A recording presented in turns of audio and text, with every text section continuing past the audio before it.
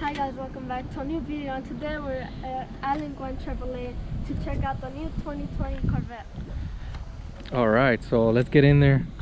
Right here's our baby 2017 Camaro Super Sport with the 1 Elite package, and someone else is here that has a C7 Stingray, but yeah, they're probably here to check out the new Corvette as well. Let's go check it out, guys. Alright, real quick guys, before we head inside, check this out. They got the 2019 Chevrolet Camaro Super Sport with the 1 Elite package. So in 2019 they actually did a facelift, and this is what it looks like. I think it looks good with the 1 Elite package. I'm not convinced with the bow tie being in the middle, but I do like pretty much everything else. And this black centerpiece here, and actually for 2020 they're gonna match this with the color of the car, and the bow tie is going back up here. So if you want to check that out and see what that's gonna look like, you can wait for 2020 and see that. I do like the front splitter on this 1 Elite versus my stock, the old one I had. This one looks definitely more aggressive. Hood vent's different. You got the nostrils on mine. This one you got a single hood vent here. But other than that, they kept the rims the same. Everything else pretty much the same. Interior is the same. And the other difference is the rear. So you got these new tail lights here, and like some different molding here. But me personally, I still prefer mine over this one. The tail lights, the back and the front, I prefer mine over this one. It doesn't look bad at all, and the 2020 is definitely going to be an improvement, but I feel like they could have done better with the styling. But the color actually is really nice. It really well, stands out. It's not a bad color. Yeah, I like this color a lot. Yeah. And we have here an SS. This is what an SS looks like without the 1 Elite package. Yeah, so you can see that. And the black color actually doesn't look that bad, but here's our new gray. I actually like this gray a lot. This is an RS here. So this is the RS, so you can distinguish the difference. The RS actually has the bow tie on top, and it actually matches the centerpiece with the car. They made it look. Oh yeah, this is curved outwards, like slanted out as you go down, and I kind of don't like that, to be honest. But other than that, it doesn't look bad. And the color is very beautiful.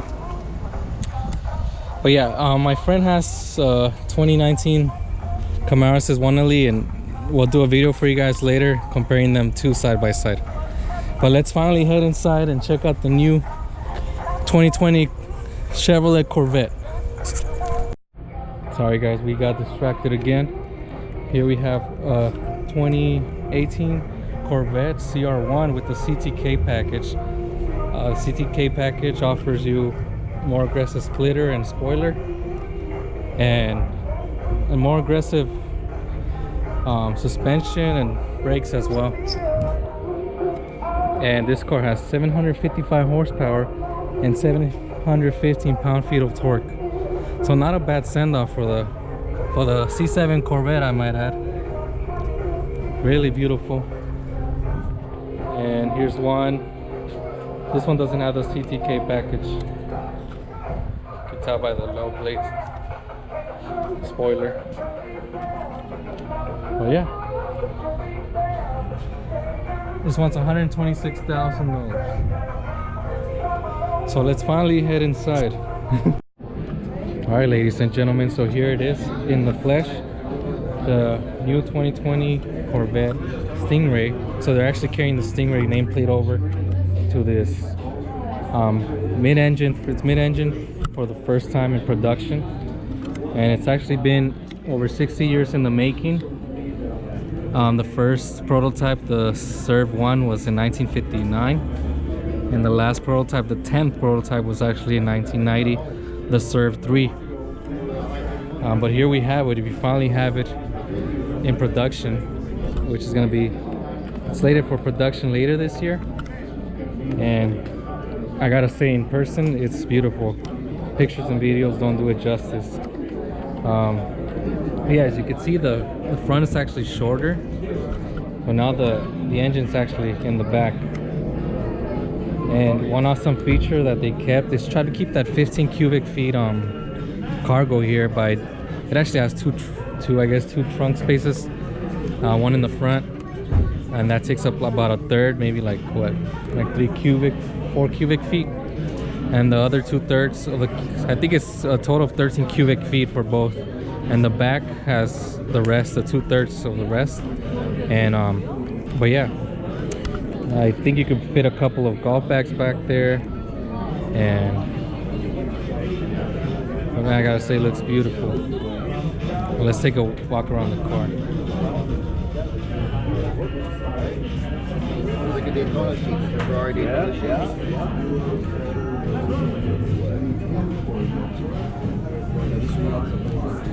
Yeah, so after so many decades of speculation and prototypes, we're finally getting one in production.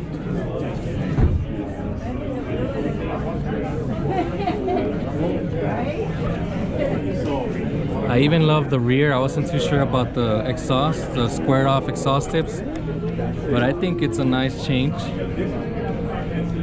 The tail lights are a little bit reminiscent of the ones on the pre-facelifted Camaro.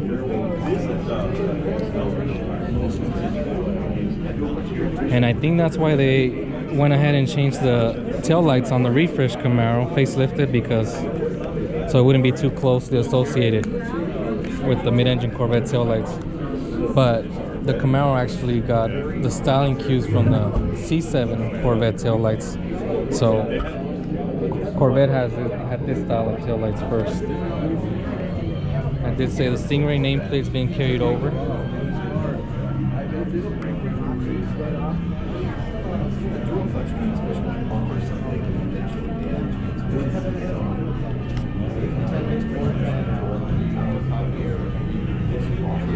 There's the engine.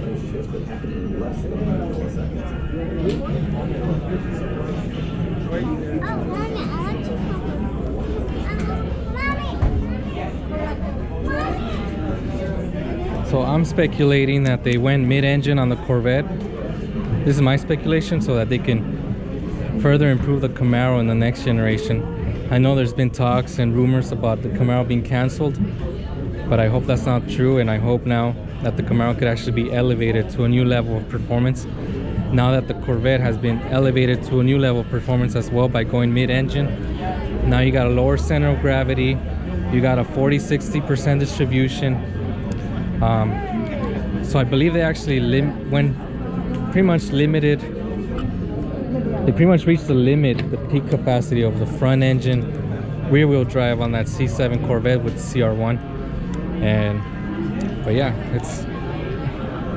I gotta say, it looks very, very beautiful, very sleek. And I know people that are not Chevy, Corvette enthusiasts, sports car enthusiasts in general, they're probably not gonna know exactly what this is unless they see the badges on the road. The front is really reminiscent of the C7, just with a few changes. But like I'm saying, this looks amazing. And the starting price is gonna be under $60,000 for a base model V8 mid-engine Corvette for under $60,000. That is an absolutely phenomenal value.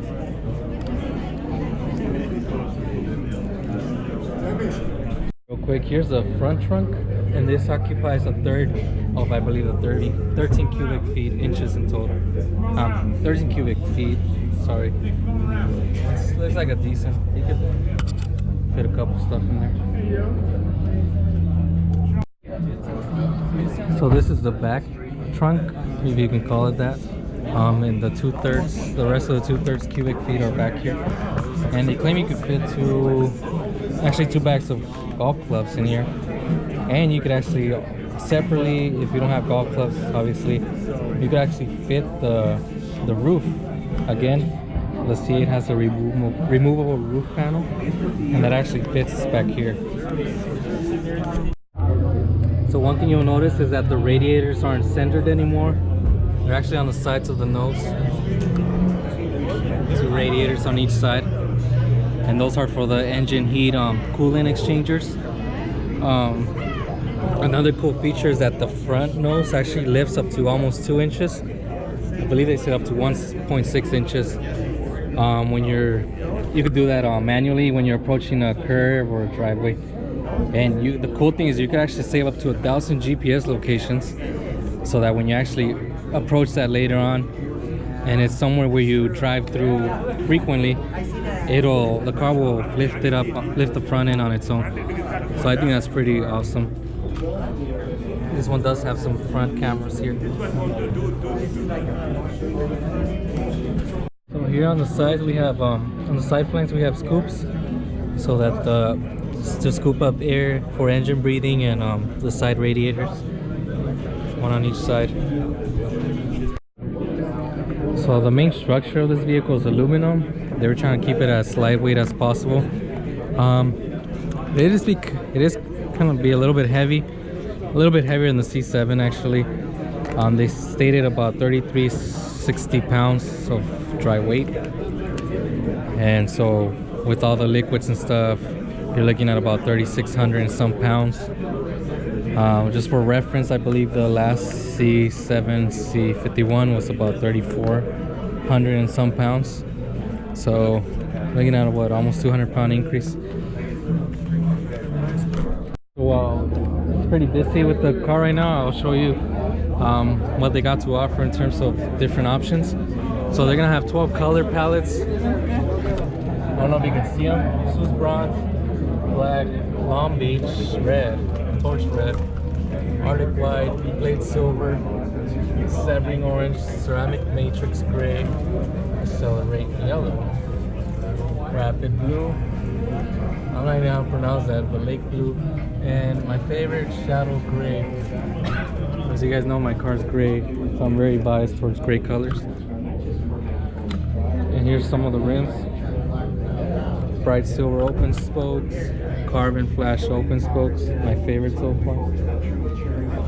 Spectra gray Trident spokes, sterling silver Trident spokes, performance pewter open spoke, and a black Trident spoke. There's actually an accessory that's gonna be separate, and I believe they all have this one standard. Yes, there's also this one. So you can really customize this, even up to the center cap on the wheels. I actually like these as well. So one thing you guys should know is that they're getting rid of the chrome wheels for this generation. I believe that they're trying to get rid of chrome wheels to like shy away from that old, oh, it's for old people car, you know. They're trying to get younger people to buy this car.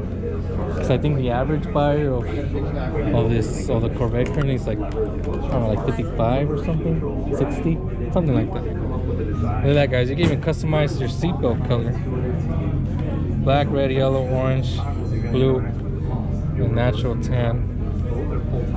You have your pallets for the seatbelt. You can even customize your shift. What is it? Your shifter? Oh no, it says interior. This is like a model of what the color of the interior can be.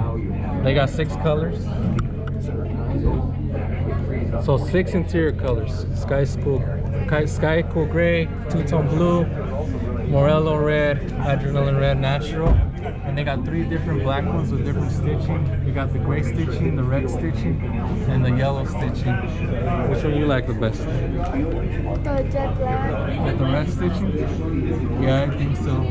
If that gray was darker, maybe I would like that better. 2 steering wheel options, I believe. Maybe, I think even one comes on the 30C. I'm not sure. But this one's suede microfiber wrapped. And as you can see, it's kind of like the steering wheel is more squarish. You got flat bottom here, and man, I gotta say, it feels really good. They even got the centerpiece here for you to align yourself. Make sure you know what the top of the steering wheel is at. I mean, you should be able to tell with this badge in here, but that's nice that they added that. I gotta say, these paddle shifters feel really good material. Everything on the steering wheel feels like it's been done with higher quality materials in mind. But yeah, these paddle shifters feel really nice, don't they? Yeah, you got your volume for calling, switching your station. Yeah, the usual you already got. I think this is a new feature, C mode. I'll try to go over into more details later. You could even customize your fob on your vehicle. They got the carbon flash emblem. I like that one. And chrome emblem. I thought they were trying to shy away from chrome. Just kidding. And here's the leather wrap steering wheel. And I actually like this one better in terms of looks because of the red stitching. The red stitching here and the red stitching on the actual steering wheel versus this one. But I think I would still go with this one because my 1LE does have Alcantara, so it feels really similar to this. I'm gonna assume this is real leather because it's a Corvette. Let's go look at some seat options.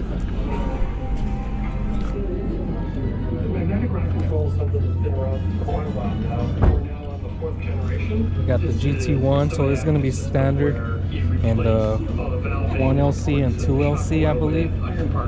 And then the GT2 standard on the 3LC. And this competition sport is an actual option for all of them, I believe. And unfortunately they don't have the GT3 seat here, and I think that one provides more like cushion. Well, I feel like there's a lot of cushion already, but I think the GT3 is for more aggressive driving than these three that you see here. What do you think of the seats? Very good.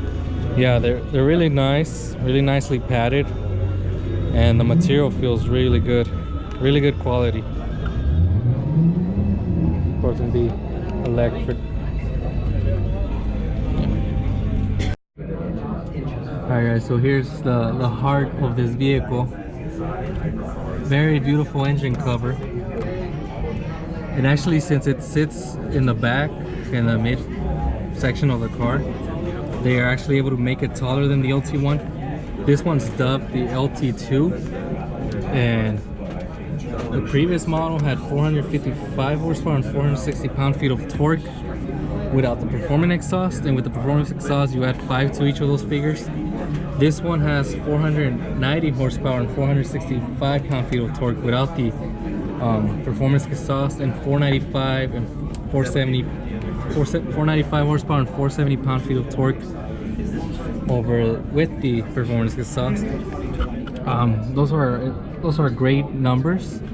I'm not disappointed, but I would have loved to have seen at least 500 horsepower and very near 500 torque. I don't know, something about having the 500 figure on the base model would have been amazing, but 490, close enough.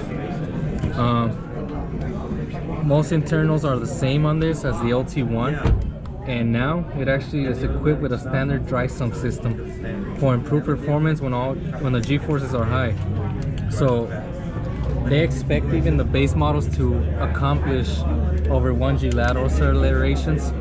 So that's why the dry sump system is standard for even the base models. You don't just have to get the C51 package. One thing that's new, well, they took out actually, this is going to be mated to an 8-speed dual clutch automatic. There's not going to be no more manual transmission. And unfortunately for me, there won't be no manual transmission. I love driving manual, but this one won't be manual transmission as of now. Sales weren't as good with the manual transmission. I mean, the dual clutch transmission shifts way faster than any human will ever be able to shift manually. And structurally, it's difficult to actually get a manual transmission going in here. And obviously it's going to be expensive with the research and development. But yeah, first 2 gears are going to be aggressive, and then the 7th and 8th gear are actually pretty much overdrive gears. Right here, this one, I did the top. You gotta take it off that shit, Yeah. right? So, how you do? Beautiful. Man, look at this. So here are two rear tires for the different, one with the C51 package, one without.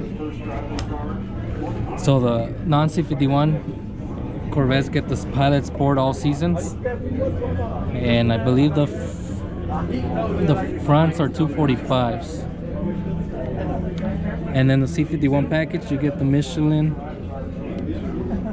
Pilot Sport S. So I've heard these are phenomenal, and these are 245 as well. And I think the rear ones are 305s when I went and looked at the car. And so yeah, they're really focusing on the suspension and changing the tires out. The base models get the 4-piston electronically boosted Brembo brakes in the front and the rear. And with C51 package, you actually get larger 4-piston Brembo brakes in the front and in the back. But I'll go over in more details on the C51 package when I get a chance. Oh look guys, they're removing the roof panel right now.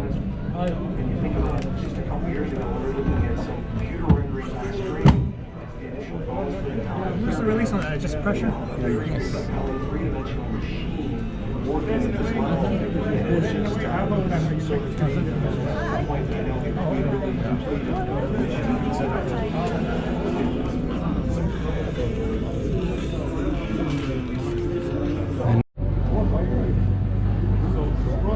Alright guys, so before I go into the suspension, what they've actually done is got rid of the leaf springs. Leaf springs are a thing of the past, and actually each corner is supported by coil springs.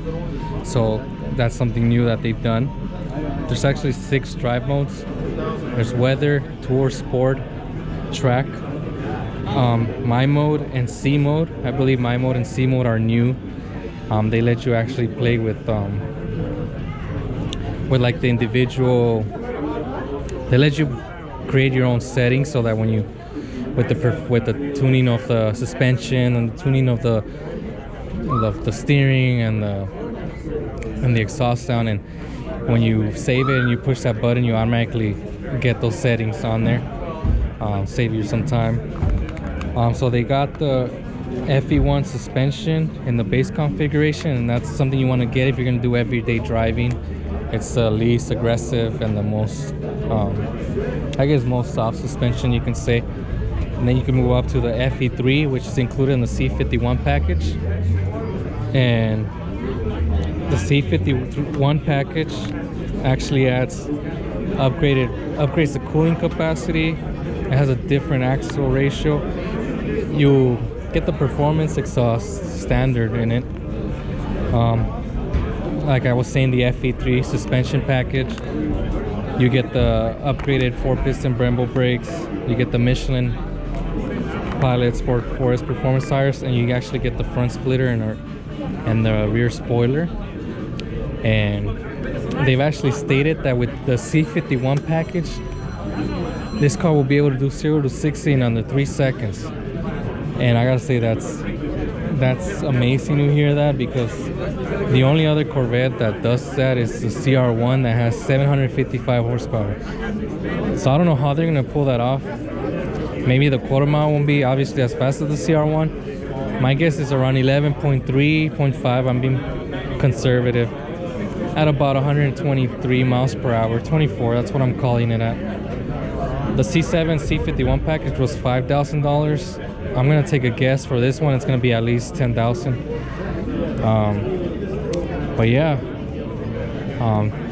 if the 0 to 60 and quarter mile times are true, we're looking at almost a whole second improvement over the quarter mile and 0 to 60 times. I think the old C51 C7 did it in like 0 to 60 in what, like 3.9, 3.8, with a quarter mile of about what, 11.9, 12, 12.1 at like 116, 117, 118. So that's definitely gonna be an improvement over this. And only one part was carried over from the C7, and I tried to ask the expert here, but he actually forgot. That guy over there, so you can blame him. But anyways, yeah, it's a performance bargain.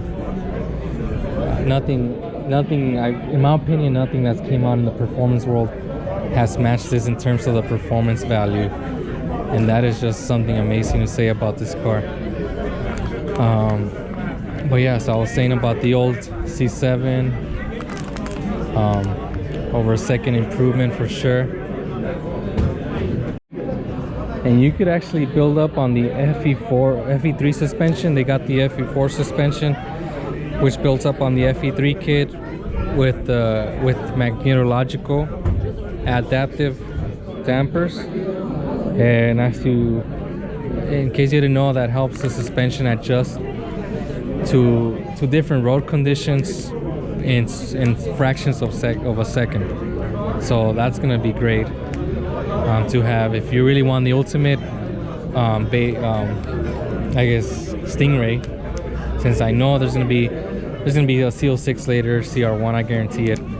But if you want the best performing Stingray, you got to get the C51 package, and you got to get the FE4 suspension. My guess is that's going to run you at least 85, 90,000 with all those options, maybe even close to 100,000.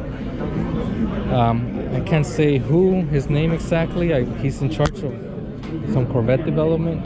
He stated that the C51 is actually going to outperform the CO6, the C7 CO6 in every performance metric. So that's incredible to hear. I don't know if I'm really 100% on board with that, because that sounds, CO6 has 650 horsepower. You're looking at 155 horsepower deficit, and it has 650 pound-feet of torque. So you're looking at even a bigger torque deficit. So we'll see how that plays out. I mean, it did move to the mid-engine configuration. We do have dual clutch transmission, and maybe it's more aerodynamic. Who knows? Maybe it will be faster in the quarter mile and on the track than the CO6. But that will be that's gonna be amazing if it achieves that. I mean, regardless if it doesn't, Chevy, this definitely has pushed the performance category of the Corvette further, and Chevy never ceases to amaze us and go that extra mile, and always put their new products over the top in terms of performance. They always climb higher than the competition. Look at the Camaro. The Camaro came out, and the Mustang barely caught up in 2017 as a 2018 model. After the Camaro's been in production for what, 3 years, the Mustang finally caught up. And even then, on the track performance, is still lacking.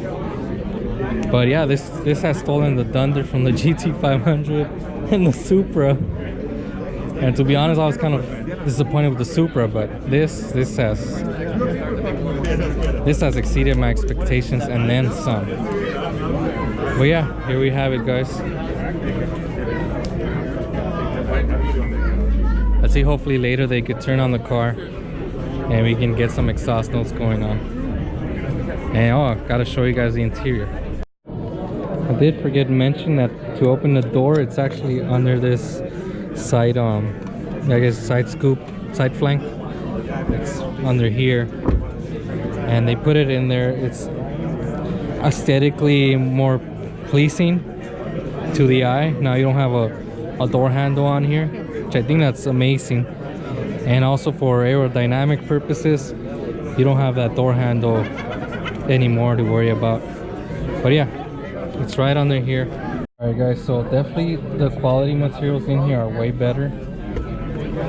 Got a little center compartment here.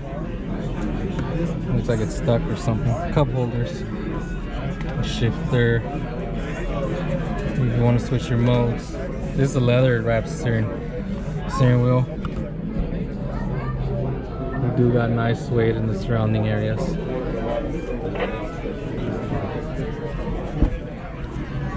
Got all your crazy buttons here. I actually like this. Oh, you really feel like you're inside a cockpit of a airplane. And so the compartment here and the passenger and driver is actually 16 inches more forward, and you actually have 1 inch leg room over the C7.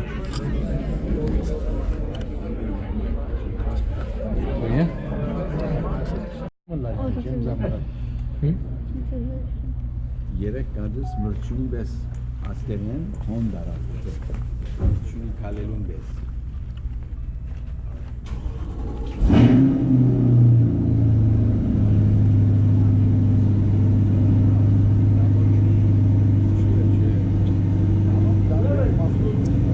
Amigo, Excuse me.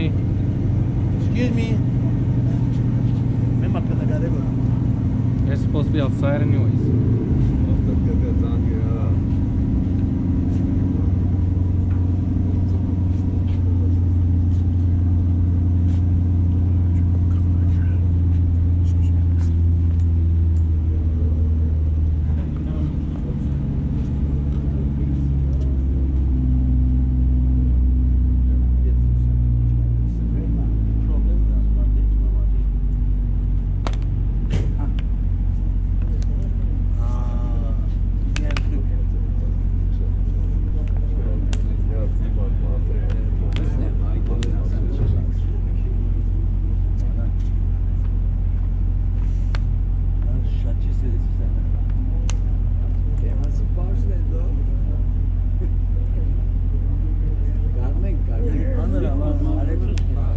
We're gonna get poisoned by CO2.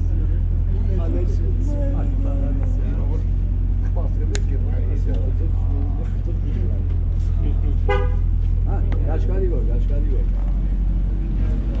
Asiga ima tu seva go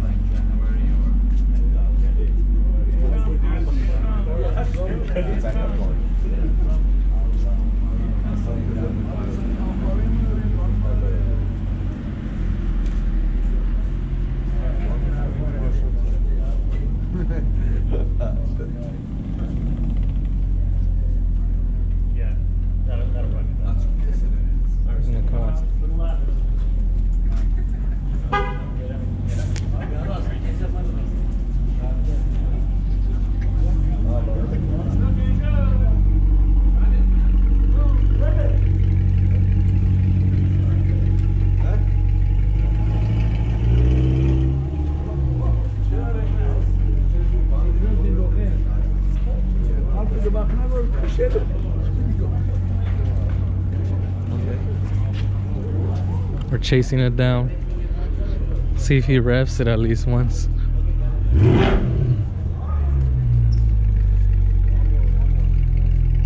One more.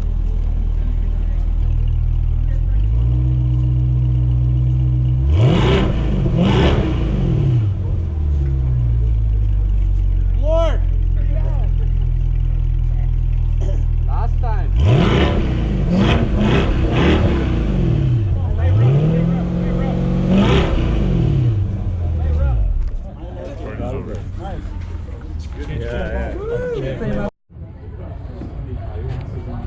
So they're wrapping it up for tonight, ladies and gentlemen.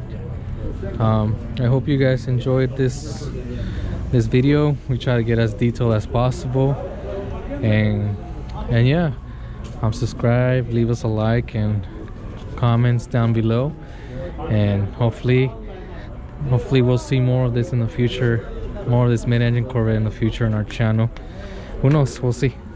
But we'll catch you guys on the next video. Thank you. Bye.